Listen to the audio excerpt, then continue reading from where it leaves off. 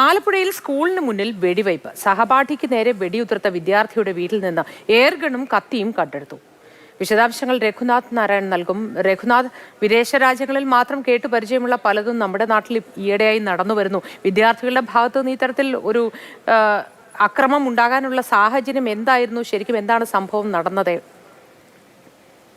ഇത് സംബന്ധിച്ച് രണ്ട് വാദമുണ്ട്. ഒന്ന്, എന്തായാലും വിദ്യാർത്ഥികൾ തമ്മിൽ അവിടെ തർക്കമുണ്ടായി. ആദ്യമേ സ്കൂളിന്റെ ടോയ്ലറ്റിൽ വെച്ചാണ് തർക്കമുണ്ടായതിനു ശേഷം സ്കൂളിന്റെ വിട്ട സമയത്ത് പുറത്തും രണ്ട് ചേരിയായി തിരിഞ്ഞ് വിദ്യാർത്ഥികൾ സംഘർഷത്തിലേത്. ഇതിനിടയിൽ ഒരു വിദ്യാർത്ഥി കയ്യിലുണ്ടായിരുന്ന തോക്കുകൊണ്ട് മർദ്ദിച്ചു എന്നുള്ളതാണ് പരാതി. കാരണം അതൊരു പഴയ തോക്കായിരുന്നു, എയർ പിസ്റ്റൾ പോലത്തെ ഒരു തോക്കായിരുന്നു. അതുകൊണ്ട് പഴയതായതുകൊണ്ട് തന്നെ അതിൽ നിന്ന് വെടിയുതിർക്കാൻ വേണ്ടി കഴിയില്ല എന്നുള്ളതാണ് ചില ഉദ്യോഗസ്ഥർ പറയുന്നത്. എന്തായാലും പോലീസ് ജുവനൈൽ കോടതിയിൽ റിപ്പോർട്ട് നൽകിയിട്ടുണ്ട്.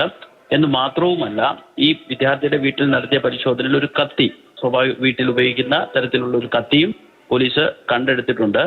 എല്ലാ വിദ്യാർത്ഥികളും പ്രായപൂർത്തിയാകാത്തവരായതുകൊണ്ട് നിലവിൽ കേസ് എടുത്തിട്ടില്ല. പക്ഷേ ചൊവ്വാഴ്ച നടന്ന സംഭവത്തിൽ ബുധനാഴ്ച തന്നെ പോലീസ് ആലപ്പുഴ സൗത്ത് പോലീസ് സ്റ്റേഷനിൽ പരാതി നൽകിയിരുന്നു. ഇതിന്റെ അടിസ്ഥാനത്തിലാണ് പോലീസ് അന്വേഷണം നടത്തി ജുവനൈൽ കോടതിയിൽ റിപ്പോർട്ട് നൽകിയത്. കോടതിയുടെ ഉത്തരവുണ്ടെങ്കിൽ മാത്രമേ ഈ വിഷയത്തിൽ കേസെടുക്കാനോ അല്ലെങ്കിൽ തുടർ നടപടികളോ എടുക്കാൻ വേണ്ടി സാധിക്കുകയുള്ളൂ എന്നുള്ളതാണ് അന്വേഷണ ഉദ്യോഗസ്ഥർ പറയുന്നത്. ശരി രഘുനാഥ്.